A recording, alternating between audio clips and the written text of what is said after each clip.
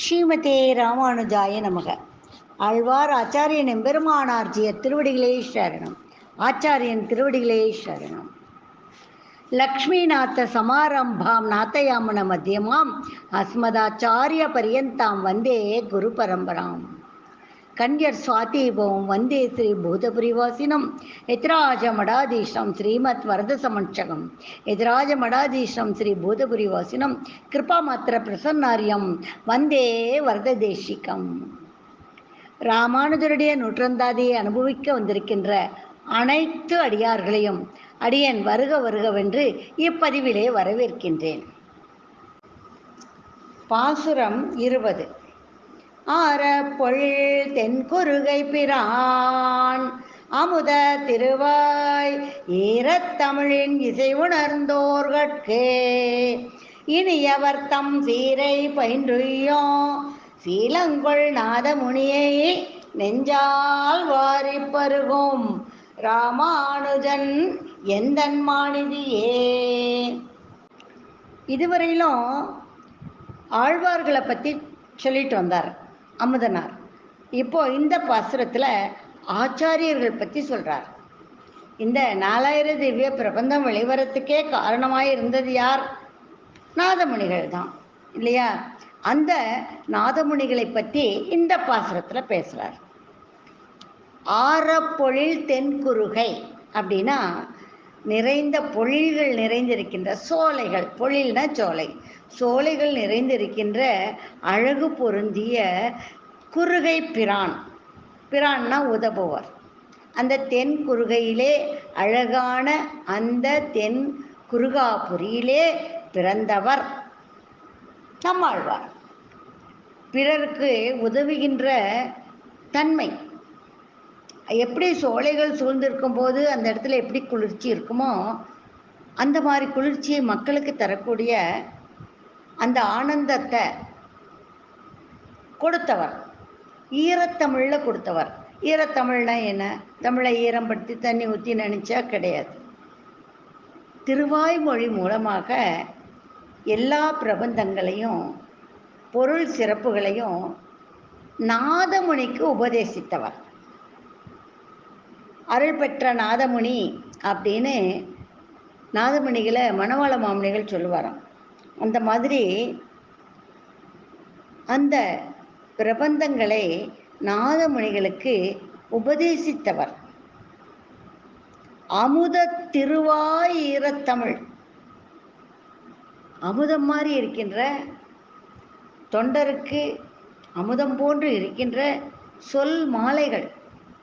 அதை நம்மாழ்வார் தன்னுடைய திருப்பவள வாயை திறந்து, அந்த செவ்வாயை திறந்து 16 வருஷமா பேசாத அந்த வாயை திறந்து நெஞ்சில ஈரத்தோட, அந்த வாய் சொல்லிலும் ஈரத்தோட சொல்கிறேன் இல்லையா, உனக்கு கொஞ்சம் நெஞ்சில் கொஞ்சம் கூட ஈரமே இல்லையா அப்படின்னு கேட்குறோம். அந்த ஈரம்னா என்ன? இரக்கம். அந்த இரக்கத்தோடு அந்த திருவாய் மொழியை சொன்னார். அமுத திருவாய் ஈரத்தமிழின் இசை உணர்ந்தோர்கட்கு. அதனுடைய பாடல் பண் அதை தெரிஞ்சவங்களுக்கு யாரு அந்த திருவாய்மொழி எப்படி பாடல் பாடணும், அது என்ன இசையோட பாடணும், இதெல்லாம் தெரிஞ்சது யாரு? மதுரகவி ஆழ்வார், திருமங்கை ஆழ்வார் போன்றவர்கள் தானே. இசை உணர்ந்தோர்கட்கு இனியவர். அந்த பாடலுடைய இசையெல்லாம் பாடலை பற்றி தெரிந்தவர்கள், அவர்கள்கிட்ட மிக்க அன்புடையவராக இருக்கின்ற நாதமுனிகளுக்கு கனிநுண் சிறுத்தாம்ப 12000 முறை நீங்கள் சொன்னாதான் 4000 திவ்ய பிரபந்தத்தை பெற முடியும். இவர் நம்மாழ்வார்கிட்ட இருந்து மதுரகவி ஆழ்வார் உங்களுக்கு அருள் புரிவார் அப்படின்னு சொல்லி அந்த பராங்குச நம்பி சொல்றார். அவருடைய வம்சாவளியில் வந்தவர். அவங்களாம் தான் இனியவர்கள். தம் சீரை பயின்று அவங்க மங்களமான குணங்களை எல்லாம் எப்பொழுதுமே மனசுல நினைச்சுக்கிட்டே இருக்கிறவர். உய்யம் பிறவி பயனடையணும். பராங்குசமுனி உபதேசித்த வாழ்ச்சி பெற்ற அந்த பராங்குச முனி உபதேசிக்க வாழ்ச்சி பெற்ற சீலங்கொள் நாதமுனி, மிக்க பெருமையுடைய நாதமுனிகள். ஸ்ரீரங்கநாதனின் திருநாமத்தை கொண்டு ஆழ்வார் தமக்கு உபதேசித்த முறையே சிந்தித்து கொண்டிருந்த நாதமுனிகள். அப்படிப்பட்டவரை நெஞ்சால் வாரி பருகும், கூடையே வாழ்ந்திருந்தா கட்டி அணைச்சிக்கலாம். சமகாலத்தவராக இருந்தால் ஓடி போய் நாதமுனியை கட்டி அணைச்சிக்கலாம். ஆனால் அவர் வாழ்ந்த காலம் வேற, இவர் வாழ்கின்ற காலம் வேற. அப்போ நெஞ்சில் தான் வாரி பருக முடியும், மனசால தான் கட்டி பிடிச்சிக்க முடியும் இல்லையா? அதனால் அவருடைய சிறந்த திருவுருவ குணங்களை எல்லாம் உணர்ந்து உணர்ந்து உணர்ந்து அனுபவிக்கின்றவர் யாரு? ராமானுஜர். இதையெல்லாம் ராமானுஜர் மறுப்பாரா? மறுக்க முடியாது. எந்தன் மாநிதியே, இப்படிப்பட்ட ராமானுஜர் என்னுடைய பெருஞ்செல்வமாகும். மாநிதி, நவநிதி போல இல்லாமல் நவநிதிகள் கூட பிரளய காலத்தில் அழிஞ்சிரும். ஆனால் அழியாத பெருஞ்செல்வம் எனக்கு யாரு? ராமானுஜன் தான் அப்படின்னு சொல்றாரு அமுதனார். இப்போ இத்தனை பெருமை சொன்னவரே அழகு பொருந்திய தென் குருகாபுரியிலே பிறந்தே அவருடைய திருவாயிலிருந்து மலர்ந்த அந்த இரக்கத்தோடு மலர்ந்த திருவாய் மொழியை அனுபவித்தவர்கள், அந்த இசையை உணர்ந்தவர்கள் மதுரகவி ஆழ்வார், திருமங்கை ஆழ்வார், மேலும் நாதமுனிகளுக்கு வழிகாட்டிய அந்த பராங்குச நம்பி, இப்படிப்பட்டவர்கள் எல்லாம் இனியவர்களாக இருக்கின்றார்கள்.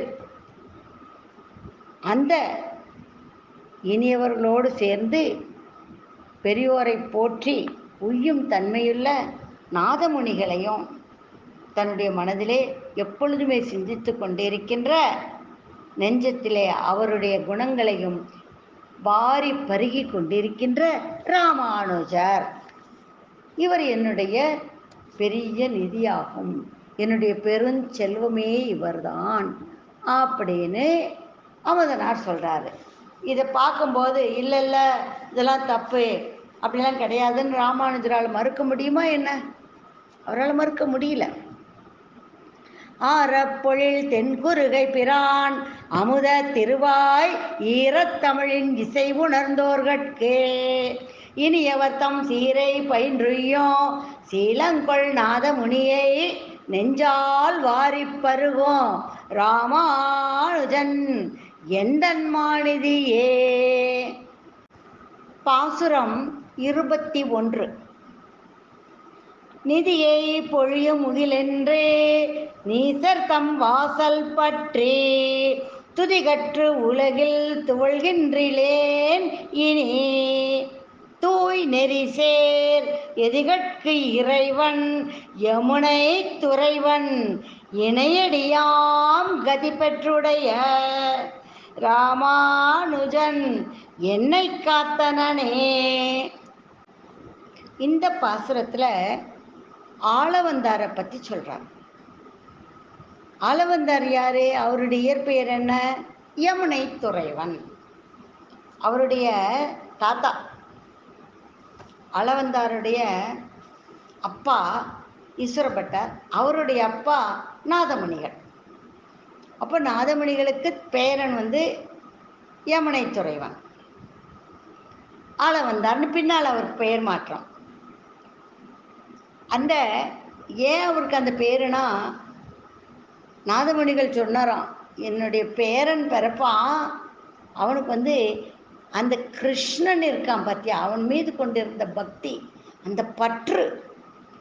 அதனால் நாதமுனிகள் சொன்னாராம், என்னுடைய பேரனுக்கு யமுனை துறைவன், யமுனை நதிக்கு தலைவனாக இருக்கின்ற அந்த கிருஷ்ணன், அதனால் யமுனை துறைவன் அப்படிங்கிற பெயரை அவனுக்கு வைக்கணும்னு சொன்னாராம். அதே மாதிரி தான் இவருக்கு இந்த பெயர் வைக்கப்பட்டது. பிற்காலத்தில் ஆளவந்தார் பேர் மாறியது. ஆனால் அவருடைய இயற்பெயர் யமுனை துறைவன். தூய் நெறிசேர் எதிகட்கு இறைவன் யமுனை துறைவன். தூய் நெறி அப்படின்னா தூய்மையான ஒழுக்கம். எந்த விதமான குற்றம் குறைகள் எதுவுமே கிடையாது. எப்படி இறைவனை அடைய வேண்டுமோ அப்படி அடைவது, கொஞ்சம் கூட கர்வம் இல்லாமல். இறைவனை அடையக்கூடிய என்னென்ன வழிகள் இருக்கோ அத்தனையும் தூய்மையான மனத்தோடு எல்லாருக்கும் வழிகாட்டியவர், அடைவதற்கு வழிகாட்டியவர், தூய வழியை அனைவருக்கும் காட்டியவர். அந்த தூய் நெறிசேர் எதிகட்கு இறைவன், எதினா துறவியின் அர்த்தம். எதிகட்கு இறைவன், எல்லா துறவிகளுக்கும் தலைவனாக இருப்பவன். எதிகட்கு இறைவன் அப்படின்னு சொல்லும்போது, எதிராஜர்ன்னு சொல்லும்போது நம்முடைய ராமானுஜர் சொல்லலாம், துறவிகளின் தலைவர்னு சொல்லலாம். ஆனால் இவருக்கும் மேலே இருந்தவர் துறவி. அந்த துறவி யார் அப்படின்னு கேட்டால் தான் யமுனை துறைவர்.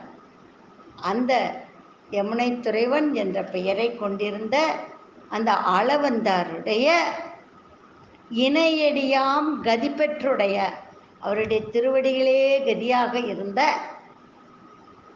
ஆளவந்தாருடைய திருவடிகளே கதியாக இருந்த, ஏன் கதியா இருந்தாரு ராமானுஜர்? இவருக்கு 5 ஆச்சாரியர்களை கொடுக்கணும். இந்த வைஷ்ணவ சம்பிரதாயத்துக்கு பின்னாடி வரப்போகிறது ராமானுஜர் தான். இந்த ராமானுஜருக்கு 5 ஆச்சாரியர்களை நியமிக்கிறார் ஆளவந்தார். நியமித்து ஒவ்வொருத்தரும் ஒவ்வொன்று கற்றுக் கொடுங்க அப்படின்னு சொல்கிறார். பெரிய நம்பி, திருமலை நம்பி, திருக்கோஷ்டியூர் நம்பி, திருவரங்க பெருமாள் அரையர், திருமாலை ஆண்டான் போன்றெல்லாம் இவங்கெல்லாம் 5 ஆச்சாரியர்கள் ராமானுஜருக்கு. இவங்களெல்லாம் நீங்கள் என்னென்ன பாடத்துக்கு அவர் சொல்லிக் கொடுக்கணும் அப்படின்னு சொல்லி அந்த இறைமை, அதாவது தலைமைத்தன்மையோட சொன்னவர் யமுனை துறைவனாகி ஆளவந்தார். அவருடைய இணையடிகளை பக்தியோடு, அதே தான் நமக்கு கதி, வேற கதி கிடையாது. கதி பெற்றுடைய, ஆறும் பேரும் அவனே, வழியும் பயனும் அவனே, அடியார்களுக்கெல்லாம் ஆதாரமாக இருக்கின்ற அந்த இணையடிகளை பெற்று துதிக்கின்ற ராமானுஜன் என்னை காத்தனனே. அப்படிப்பட்ட ராமானுஜர் என்னை காப்பாற்றுகிறார். எதிரணியாக நான் செயல்பட்டுட்டு வந்தேன். தன்னுடைய ஒரே அணியாக இருந்தால் காப்பாற்றுறது சுலபம், தன் சொன்னபடி கேட்டுட்ருக்கோம். ஆனால் எதிரணியாக இருக்கவங்களையும் காப்பாற்றுறாரு இல்லையா? அதனால் என்னை காத்தனனே, பிறரை பாதுகாக்கிறதுல வியப்பு கிடையாது. ஆனால் எதிரணியாக இருக்கின்ற என்னையும் ஒரு பொருளாக கொண்டு பாதுகாக்கிறார், அவர் என்னை காப்பாற்றுகிறார். அதனால் இனி இன்னமேட்டு எனக்கு எம்பெருமானாருக்கு நான் ஆட்பட்டு விட்டேன். அதனால் இனிமேல நான் போய் நீசர்தம் வாசல் பற்றி, நீசர்கள் தாழ்ந்தவர்கள், குக்கரில் பிறப்பறையிலும் சொன்னார் இல்லையா திருமாலையில், அந்த மாதிரி நீசர்கள், தாழ்ந்தவர்கள், செருக்குடையோர், என்கிட்ட செல்வம் காசு பணம் இருக்குன்னு கர்வமுடையவர்கள், அவங்க வீட்டு வாசலை போய் நின்று நிதியை பொழியும் முகிலென்று, ஆகா நீங்கள் முகில்னா மேகம், மழையை பொழிகின்ற மேகத்தை போன்று கொடுக்கின்ற கொடைவல்லலே அப்படின்னு போய் சொல்லி நிதி பொழியிறாங்களாம். காசு போனால் அப்படியே மழை மாதிரி பொழியிறாங்களாம். எடுத்து 1 2ன்னு எண்ணி கொடுக்கல, அப்படியே மழை மாதிரி கொட்டுறாங்களாம். அப்படின்னு சொல்லிட்டு அவரை போய் துதிக்கிறது. ஆகா, உன்ன மாதிரி வள்ளல் கிடையாது. நான் 5 ரூபா கேட்டு வந்தால் நீங்கள் 10 ரூபா தரீங்க, 100 ரூபா கேட்டு வந்தால் 1000 ரூபாய் தரீங்க, 1000 ரூபாய் கேட்டு வந்தால் லட்சம் தரீங்க, லட்சம் கேட்டு வந்தால் கோடி தரீங்க. இந்த மாதிரி பொழிகிறீர்கள், உங்களை மாதிரி யாரும் இல்லை. இந்த மேகம் மழையை பொழியுதே, அந்த மாதிரி எல்லா செல்வங்களையும் கொடுப்பவர் நீங்கள் தான் அப்படின்னு சொல்லி துதி கற்று அவங்கள துதிக்கிறது. சொன்னால் விரோதம் இது ஆகிலும் சொல்லுவன் கேண்மினோ, என் நாவில் இன் கவியான் ஒருவருக்கும் கொடுக்ககிலேன் அப்படின்னு தன்னை மறந்து போய் வாய்க்கு வந்தபடியெல்லாம் புகழ்றது. புகழ்ந்து சொல்லிட்டு இந்த உலகத்துல இந்த இருள் தருமா ஞாலத்துல நான் இனி போய் அவங்ககிட்ட அண்டி இருக்க மாட்டேன் அப்படிலாம் போய் பேசிட்டு அவங்களெல்லாம் துதி பாடிட்டு நான் போய் இனி அவங்கள அண்டி இருக்க மாட்டேன். துவல்கின்றேன், அவங்ககிட்ட போய் நான் என்னைக்கும் அண்ட மாட்டேன், நான் அவனிடம் போய் சேர மாட்டேன், இனி நான் போக மாட்டேன். ஏன்? என்னுடைய ஆச்சாரியன் ராமானுஜர் இவர் என்னை காப்பாற்றுகிறார்.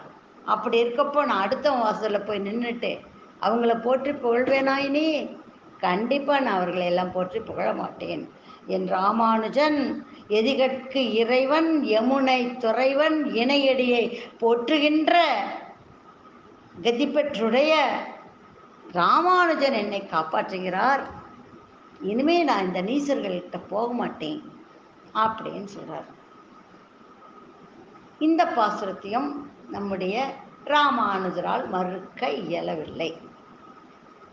நிதியை பொழியும் முகிலென்று நீசர் தம் வாசல் பற்றி துதிகற்று உலகில் துவள்கின்றிலேன் இனி, தூய் நெறிசேர் எதிகட்கு இறைவன் யமுனை துறைவன் இணையடியாம் கதி பெற்றுடைய ராமானுஜன் என்னை காத்தனனே. ஸ்ரீமதே ராமானுஜாய நமக. ஆழ்வாராச்சாரியன் எம்பெருமானார் திருவடிகளே சரணம்.